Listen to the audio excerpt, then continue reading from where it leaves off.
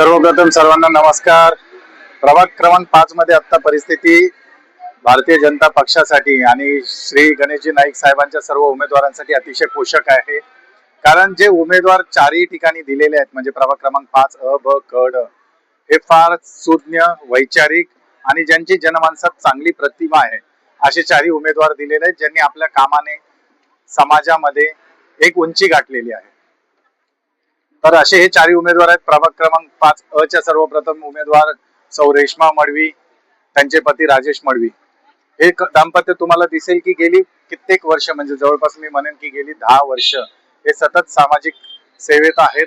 संपूर्ण तळागाळापर्यंत यांनी आपलं कार्य पोहोचवलेलं आहे.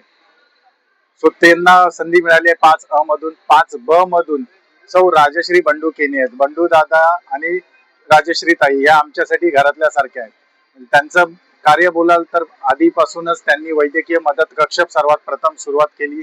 त्यानंतर खेळाडूंसाठी मैदान उपलब्ध करून दिलं. त्यानंतर कोरोनामध्ये असेल लोकांसाठी ज्या काही अडचणी होत्या, मग कोणाला बेड मिळवून देणं असेल, कोणाला ॲम्ब्युलन्स मिळवून देणं असेल, कोणाला औषधांचा पुरवठा पाहिजे असेल, तर सर्व मदत केली. त्याच व्यतिरिक्त आर्थिक मदत सुद्धा अनेक गरजू व्यक्तींना त्यांनी वैद्यकीय मदत कक्ष जो होता त्यांचा त्यामधून केली. जिथे शक्य नव्हतं तिथे सीएम ऑफिस मधून सुद्धा त्यांनी ती मदत मिळवून दिली. म्हणजे एखाद्या कामाचा पाठपुरावा करावा तो सौ राजश्री बंडू केनी यांनी करावा. त्याचबरोबर युवकांना जे काही हक्काचं हवं असतं त्या प्रत्येक गोष्टीसाठी ते उभे राहतात. ज्येष्ठ आबाल वृद्धांसाठी ते करतात. एखाद्या मंदिरासाठी असेल, म्हणजे एक उदाहरण म्हणून सांगतो, मी सेक्टर 10 मध्ये राहतो.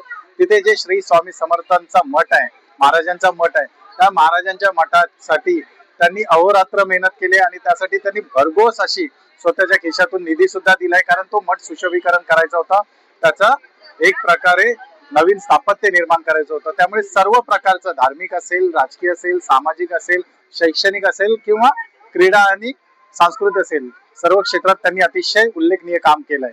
त्यानंतर आमच्या सौ श्रेया जिरगे वहिनी, सुदर्शन जिरगे आणि श्रेया जिरगे, म्हणजे आमचे एक 10-12 वर्ष जुना नातं आहे माझं सुदर्शन भाऊंशी, अगदी मैत्रीचं. आणि कोरोना काळ असेल किंबहुना त्या आधीपासून ते सामाजिक कार्यात आहेत.